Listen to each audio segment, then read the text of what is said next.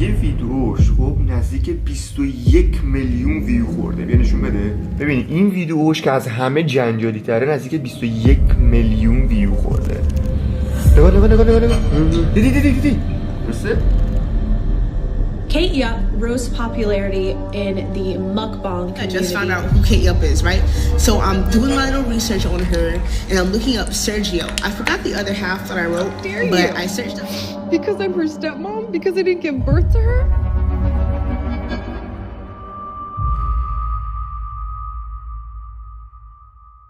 سلام برو بچه، چه خبر؟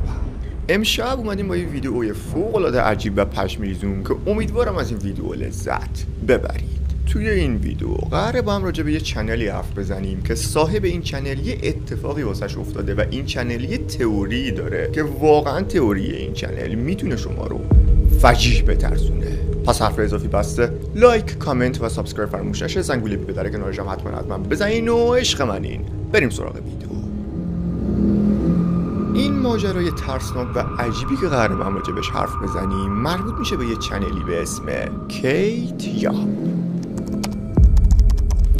خیلی خب بچه، این هم چنل کیت یاپیه که قراره با هم راجبش صحبت کنیم. بیش از 1,300,000 نفر سابسکرایبر داره. واو. و آخرین ویدیوش هم مال 2 سال پیشه، یعنی سال 2019 و از همون موقع تا الان دیگه هیچ فیلمی آپلود نکرده. Kate Yup rose to popularity in the mukbang community or the mukbang community. So I'm doing my little research on her. خب این از اول نه این آخرین فیلمشه. مغزه. اینا مغز چیه یعنی؟ مغز فکر کنم موچه. واقعا داره مغز خام میخوره؟ هشبا. کیت یاپ یه چنلی هستش که برای اولین بار توی 24 آپریل سال 2018 اولین فیلم خودشو آپلود میکنه و اولین ویدیوش هم همونطور که میبینین مربوط میشه به یه دختر فوق‌العاده لاغر که جلوی دوربین نشسته و میخواد 5 کیلو ماهی رو خام بخوره. و این ویدیو وقتی آپلود میشه مردم متوجه چند نکته عجیب میشن. اولین نکته مال اینه که چرا این دختر چشم بند روی چشماشه یا چرا ماسک زده. حالا خیلی گفتن آره این دختر شاید نمیخواد هویتش فاش بشه و میخواد مخفیانه و ناشناس بره جلو و خلاصه از این حرفا زدن. اما نکته دوم مال این قسمته که چرا این دختر اینقدر غذاها رو وحشیانه میخوره که انگار مثلا نزدیک 3 روز غذا نخورده و از شدت گرسنگی میخواد غذا رو توی دماغش کنه. اما نکته سوم از اینجاست که چرا این دختر اینقدر یواش و با استرس صحبت میکنه.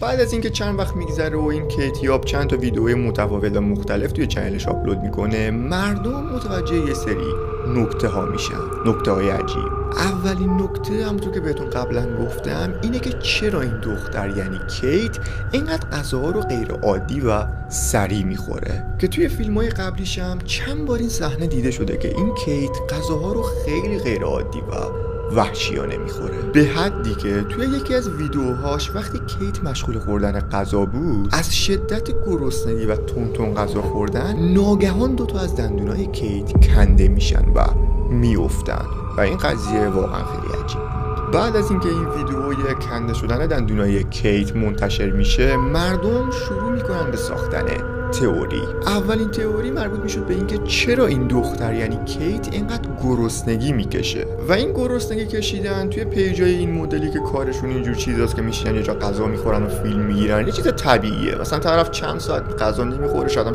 1 روز مثلا غذا نخوره، بعد که خوب گرسنه شد و اشتهاش باز بود میشه یه عالمه غذا رو یه جا میخوره و ازشون فیلم میگیره و خب این روال زندگیشونه. و در کنارش خیلی گفتن آره ممکنه این کیت هم همون روندو پیش گرفته باشه، مثلا چند ساعت یا چند روز غذا نخورده که قشنگ بذاره گرسنه بشه و اشتهاش باز بشه بعد یهو بشینه یه عالمه غذای دریایی بخوره و فیلم بگیره ازشون و خب یه جورایی این تئوری رو رد کردن. اما از نظر من و از دید من اگه بخواین راستش رو بگم من هیچ گونه شباهتی بین غذا خوردن کیت و سایر اون افرادی که غذا تست میکنن ندیدم و این کیت یه جوری غذا میخوره که انگار مثلا یه هفته از مثلا غذا نخورده، چند روز غذا نخورده، اینقدر تون و سری میخوره که لاستیک هم اگه لابلاش قاطی کنی میخوره است، بس گرسنه است. بعد از اینکه چند هفته میگذره و فالوورای کیت یاپ بیشتر و بیشتر میشه کیت یاپ یه ویدیویی آپلود میکنه که توی اون ویدیو هم مشغول غذا خوردنه. بعدش فالوورای چنل کیت یاب متوجه میشن جای لب کیت یه زخم دیده میشه و جای بازوش هم همونطور که میبینین یه رد کبودی گنده به صورت واضح دیده میشه که انگار ظاهرا کیت با خانواده‌اش و دوستاش درگیر شدن و یه درگیری داشتن و انگار ظاهرا حال کیت اونقدر خوب نیستش. بعدش فالوورای چنل کیت توی کامنت‌ها می‌نویسن آره کیت حالت خوبه، چرا درگیری داشتی، چرا دستت کبوده، چرا لبت زخمیه و خلاصه حالشو میپرسن و نگرانش میشن. در نهایت کیت وقتی میبینه این همه کامنت گرفته یه کامیونیتی توی چنل یوتیوبش پست میکنه که میگه فالوورای عزیزم، من با هیچ کس درگیری نداشتم و حالم خوبه. این جای زخم روی لبم یه تبخاله و این جای کبودی روی بازومم یه جور حساسیت به نور خورشیده و زیاد چیز خاصی نیستش. و با این حرفش میخواسته یه جورایی نگرانی طرفداراشو برطرف کنه و اونا رو از نگرانی در بیاره.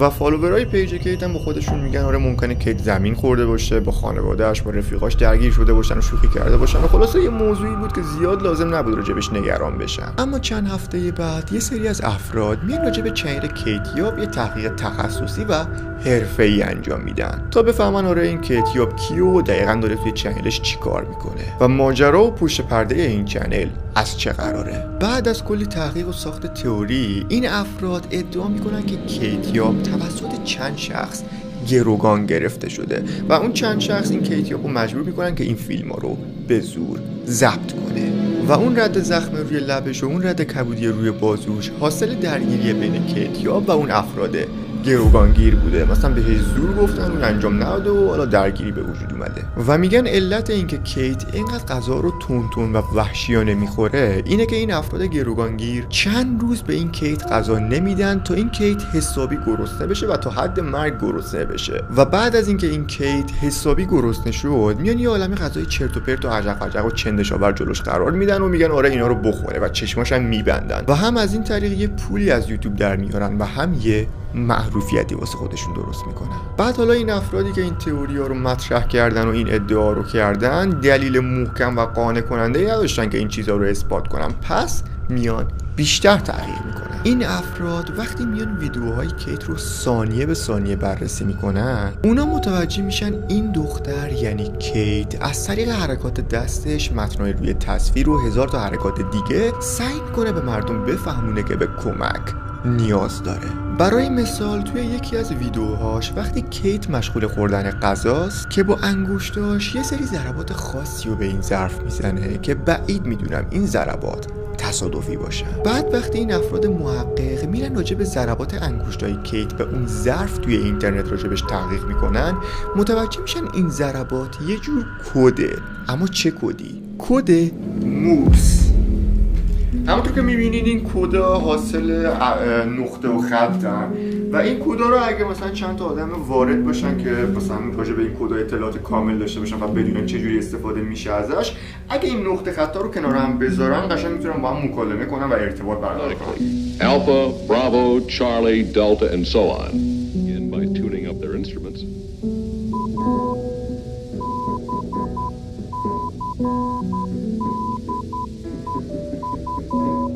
برای مثال اگه بخوایم کلمه سلام رو با کد مورس طراحی کنیم میشه اینی که الان اینجا با هم قراره ببینیم.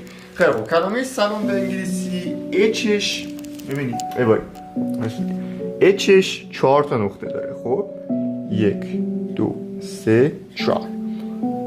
ای یه نقطه، الش یکم عجیب غریبه.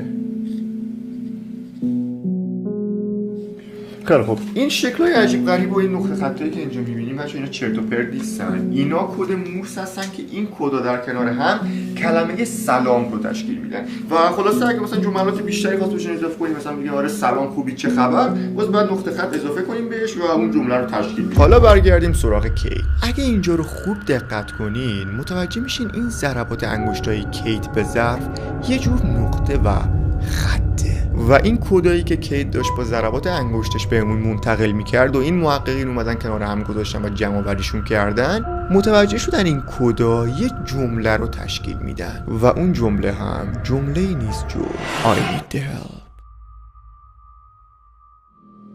ببینید یه ویدیوش خب نزدیک 21 میلیون ویو خورده. بیا نشون بده. ببینید این ویدیوش که از همه جنجالی تره نزدیک 21 میلیون ویو خورده. و بذارید این فیلمو با هم بررسی کنیم. همین قسمت یه قسمت رو توی کامنت ها زده بودن که گفتن آره این قسمت چیز عجیبی توش دیدن که بیاین الان با هم ببینیم. نگاه دیدی نگاهش داره یک چیزی رو میگه برای زبونی که گفتی. اگه ما زمان ویدیو رو کم کنیم زمان ویدیو رو میذارم روی 25 ثانیه.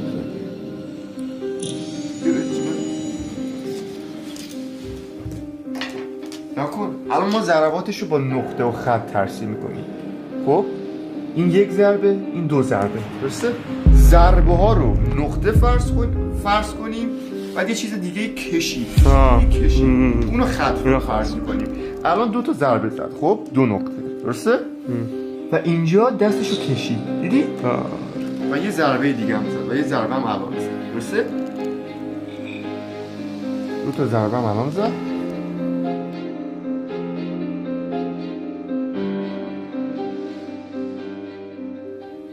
خب حالا بیاین داخل قسمت کد مورس. بیاین اینجا رو نگاه کنیم.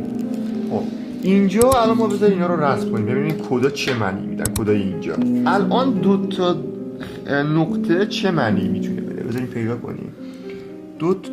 دو تا نقطه میبینی آی درسته؟ آی دو تا نقطه میشه آی. یک خط چه معنی میده؟ این یک خط کجاست؟ اینا تی درسته؟ آره. یک خط تی. خیلی خوب یک خط تی. و حالا بقیه جملاتش دیگه مثلا 5 معنی میده چیز خاصی معنی نمیده. و حالا اگه بخوایم از قوه تخیلمون استفاده کنیم ببینید الان شد ایت هی معنی نمیده یعنی آن او معنی نمیده واقعا. اما اگه ما این اچ ای رو هلپ در نظر بگیریم بازم معنی نمیده. او کمک معنی میده. حالا من نمیدونم اون افرادی که تحقیق کردن میگن یه همچین معنی میده یعنی به این نزدیکه. تو قشنگ نگاه eat help قشنگ معنی میده. خب واقعا نمیدونم این خیلی عجیبه. حالا من کاملش رو نمیدونم چیز کنم چون این ضرباتش خیلی محکم و تخصصیه دیگه اون نیاز به تخصص خاص داره که کار من نیستش راستش. و توی یکی از ویدیوهاش کیت یک کادری رو پایین تصویر قرار داد و یک جمله اونجا نوشت. گوشت بسیار خوشمزه و نرم و لطیف است که اوکی. حالا متوجه چیز خاصی نشدیم. ازتون میخوام به این جمله‌ای که کیت پایین تصویر قرار داده چند ثانیه خوب دقت کنین. اگه متوجه چیزی شدین سریعا توی کامنت ها بنویسید تا بفهمم چقدر تیز بینید. ما اینجا 3 تا حروف رو میبینیم که به صورت بزرگ و مخفیانه توی این جمله پنهان شدن. SOS که اگه دقت کنین این کلمات با حروف بزرگ نوشته شدن که قشنگ مخفیانه اونجا جاسازی شده. و عجیب ترینش مال این قسمت بود که این قسمتی که میخوام بهتون نشون بدم باعث شده بود که این کیتیاب از این چیزی که بود 100 برابر بیشتر جنجال بپا کنه و مردم بیشتر راجبش حرف بزنن. توی یکی از ویدیوهاش کیت مشغوله غذا خوردنه و وقتی کیت مشغول غذا خوردنه اون پایین کادر یه سری جملات میاد که اون جملات در نگاه اول و در نگاه عادی زیاد چیز خاصی نیستن. اما اگه به اول حروف اون جملات خوب دقت کنیم متوجه یه چیز واقعا وحشتناک میشیم. نکن الان اگه ما دقیقه اول فیلمو باز کنی خب نگاه میبینی؟ هی آیم فلان نگاه ایچو گنده نوشته میبینی؟ خب نگاه اینجا رو ایرم گنده نوشته. خب پس اینجا ما میبینیم خب یه ایچ که گنده نوشته شده و یه ای درسته؟ نگاه یه ال بزرگ خب اینم درست یه ال بزرگ. حالا اجازه بده پیه گنده هلپ یه معنی میده قشنگ معنی میده مگه داری؟ ببین همه کامنت هم نگرانشن. بگو همه کامنت ها نگرانشن. بعدش دوباره کیت یه کامیونیتی زد توی یوتیوبش و گفت نه همه چی اوکیه، من از کارم راضیم، من حالم خوبه و اینا همش تصادفیه و این ضربات من به بشقاب اینا همشون چیزای تصادفیه و زیاد لطفاً حواشی درست نکنین واسم، من از کارم خیلی دارم لذت میبرم و یه سری چیزای این مدلی داشت میگفت. تا اینکه توی یکی از ویدیوهای کیت وقتی کیت مثل همیشه مشغول غذا خوردنه، یه سری زمزمه ها و یه سری دستورا داره به صورت مخفیانه از پشت دوربین به کیت داده میشه که اینا بیشتر یه جور تهدید به حساب میاد که بیایم با هم ببینیم.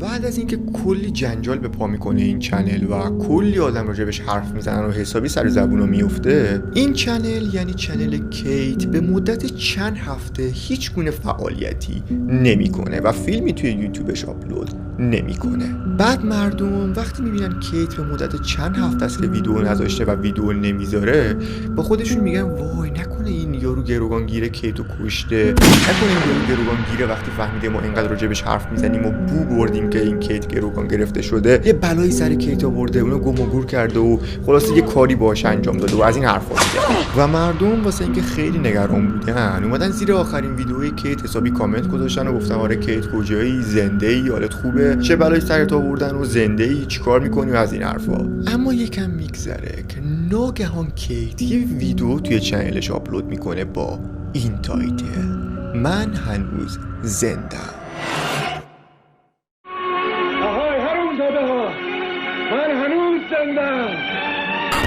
و بعد از این ویدیو کلی آدم میان زیر اون پست کامنت میذارن میگن آره کیت کی تو رو گروگان گرفته، کجایی دقیقاً، آدرس بده بهمون بتونیم کمکت کنیم و کلی از این چیزی که بود جنجال بیشتر به پا شد سر این قضیه. و متاسفانه مردم هیچ گونه کمکی از دستشون بر نمی اومد و هیچ کاری نمیتونستن انجام بدن، فقط از پشت گوشی ابراز نگرانی میکردن و فیلمای کیتو دنبال میکردن. اما یه زن ادعا میکنه که وقتی داشته توی فیسبوک راجع به کیت یاب تحقیق میکرده و میگشته، موفق شده چهره واقعی کیت یابو پیدا کنه.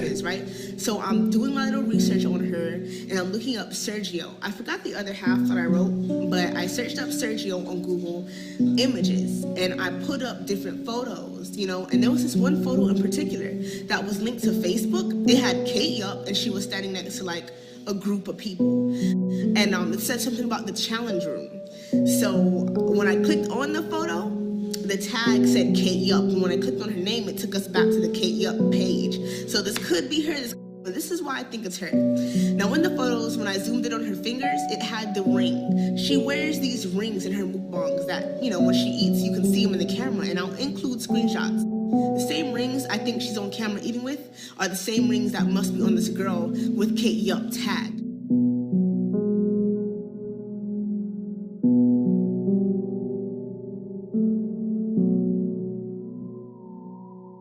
خیلی خوب، میدونم واقعا خسته شدین، اما یه قضیه‌ای هست که اگه اینو بهتون بگم واقعا باورتون نمیشه. خیلی خوب، همونطور که میدونین هنوز هیچ کس نمیدونه که این کیت یاب واقعا کیه. اما اواخر سال 2018 چند تا موتور سوار وارد جنگل میشن تا توی جنگل واسه خودشون بگردن.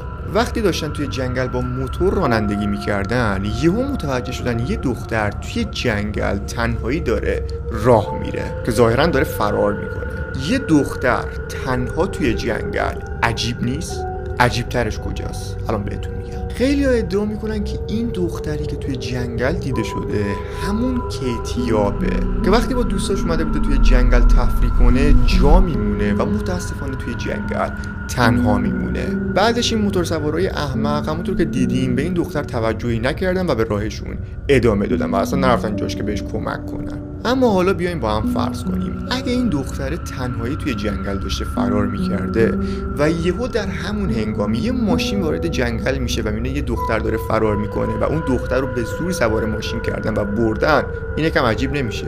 و حالا خیلی‌ها میگن نه اصلا همچین چیزی نیست، چون این کیت یاب قبل از اینکه این دختر توی جنگل دیده بشه چنل یوتیوب داشته و داشته توش فیلم میساخته و این زماناشون با هم مطابقت نداره و دقیق نیستن زماناشون. اما خب چرا این قضیه رو برعکسش نکردن؟ کیت دقیقاً توی سال 2019 فیلمگذاریش رو توی یوتیوب متوقف کرد و دیگه هیچ فیلمی توی یوتیوب نذاشت و این دخترم دقیقاً توی سال 2019 توی جنگل دیده شده. آیا ممکنه این دختر توی جنگل واقعاً کیت یاب باشه که داره از دست گروگانگیرا فرار میکنه یا نه؟ یعنی برای مثال میگم کیت یاب موفق شده یه راه فرار واسه خودش پیدا کنه و از دست اون گروگانگیرا فرار کنه و این سال 2019 هم که دقیقاً با هم مطابقت دارن.